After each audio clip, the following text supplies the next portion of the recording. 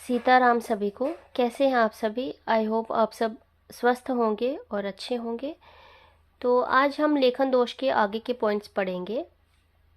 आज हमने श और ख की अशुद्धियाँ पढ़नी हैं। जैसे कई बार कुछ ऐसे शब्द हैं जिन्हें हम, होता वैसे वहाँ पर श है, लेकिन उपयोग क्या करते हैं बोलने में, उच्चारण के वक्त हम ख बोलते हैं। तो उसकी वजह से क्या होता है कि लिखने में भी फिर बच्चे कई बार ये गलतियां कर जाते हैं। जब हम आसपास में वातावरण से ये वही सुनते हैं ना, तो फिर हमसे जो है वही गलती जो है हो जाती है। अब जैसे कुछ शब्द हैं, वैसे होता क्या है वर्षा, लेकिन बरखा भी इसका उच्चारण करके ऐसे मतलब उच्चारण किया जाता है। तो जिसकी वजह से क्या है बच्चे फिर गलत ही लिख देते हैं। वर्षा का बरखा लिख देते हैं तो वो गलत हो जाता है। जबकि कहने में लोग बरखा का भी उपयोग करते हैं, बरखा बोला जाता है, जो कि सही उच्चारण नहीं है। सही शब्द वर्षा ही है। आगे है पुरुष, लेकिन बोल देते हैं पुरख। तो बच्चा फिर कई बार लिखने में भी वही गलती कर देता है। दूसरा है संयुक्ताक्षर से संबंधित अशुद्धियाँ।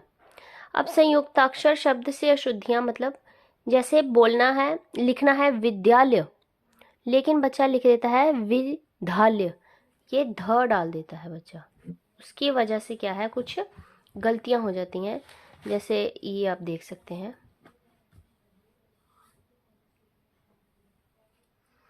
ये विद्यालय, ठीक है।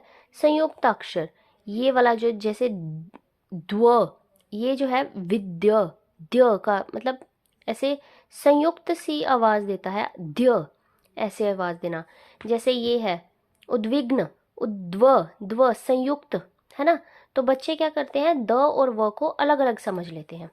विद्वता द्व, विद्वता द्वता, द्व इकट्ठा आ रहा है, संयुक्त अक्षर है, लेकिन बच्चे क्या है कई बार इसे गलत अलग अलग शब्द समझ लेते हैं। द और व को अलग अलग समझ लेते हैं, लिख भी अलग अलग देते हैं।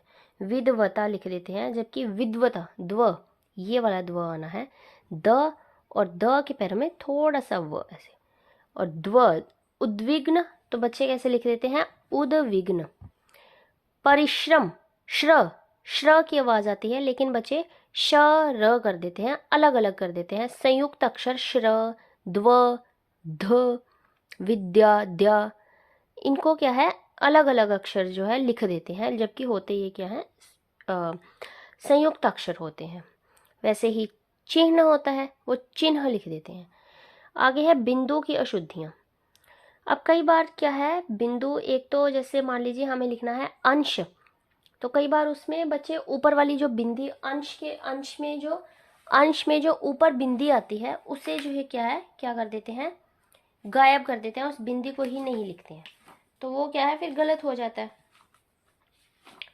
अब जैसे देख लीजिए, यही लिखना है उन्हें लिखना है अंश, तो वो क्या कर देंगे, ये क्या हो रहा है,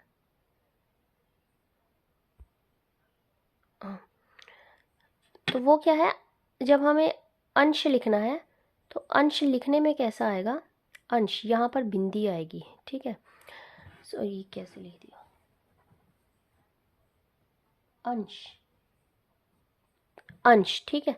लेकिन कई बार क्या लिख देते हैं बच्चे, बिंदी की गलती कर देते हैं कि वो अश लिख देते हैं और ऊपर जो है बिंदी डालते ही नहीं, फिर वो क्या है गलत हो जाता है।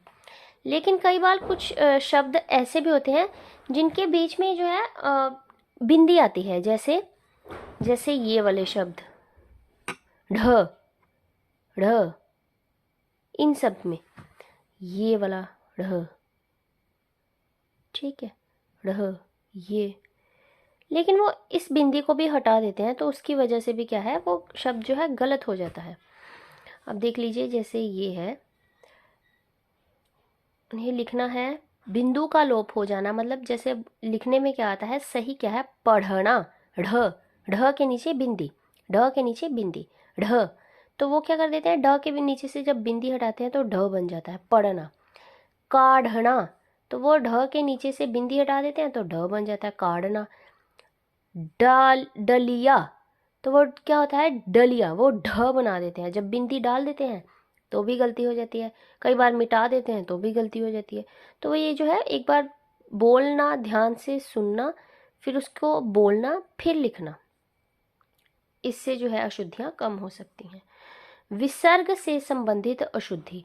अब विसर्ग क्या होते हैं, ऐसे दो बिंदु होते हैं, दो बिंदु इस तरीके से दो बिंदु होते हैं किसी भी शब्द के, जैसे दुख के बीच में ऐसे दुख, आगे प्रायः,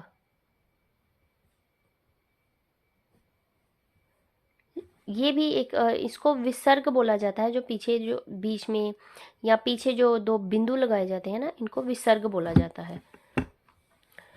तो देखिए कई बार बच्चे इसको भी है जो है क्या कर देते हैं, वो नहीं लिखते हैं, तो उसकी वजह से भी गलती हो जाती है। जब दुख लिखना है तो उसमें क्या है, विसर्ग आता है। ये कुछ शब्द होते हैं, उन्हें इस तरीके से ही लिखना होता है, इन्हें याद कर लीजिएगा।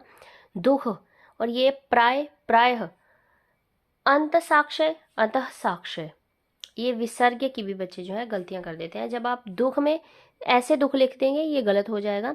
अगर कई बार तो टीचर ध्यान नहीं देता है, वैसे जब कई टीचर अगर होगा ना कि वो एक एक चीज़ का मार्क्स काटने वाला है, जब ये अच्छे तरीके से वो चेक करता होगा, तो वो क्या है, फिर उस दुख को ऐसे तरीके से लिखा हुआ दुख गलत कर देता है। ये वाला जो है वो सही होता है। यह है शिरोरेखा से संबंधित अशुद्धियाँ। अब हमें शिरोरेखा पता था, शिर क्या होता है, सिर, और रेखा क्या है, लाइन। जो सिर पर लाइन, शब्द पर ऐसे जो लाइन होती है, सिर पर जो रेखा होती है, इसको क्या बोलते हैं, शिरोरेखा। अब भारत माता, बच्चे कई बार क्या है, भारत माता, देखिए लिखा तो एक तो अलग से है, लेकिन आप इस पे ध्यान नहीं दीजिए। आप ये ध्यान दीजिए कि वो भारत भ के ऊपर भी लाइन डाल देते हैं, जबकि डालना नहीं होता है भ के ऊपर। तो ये भी गलती कई बार हो जाती है। और ये भी है कि वो मिलाते नहीं है, इकट्ठा है, जबकि ये इकट्ठा नहीं लिखते हैं। तो ये भी शिरोरेखा से संबंधित गलतियां हो गई। तो आज के लिए हम बस इतना ही करेंगे, बाकी नेक्स्ट वीडियो में। धन्यवाद। सीताराम।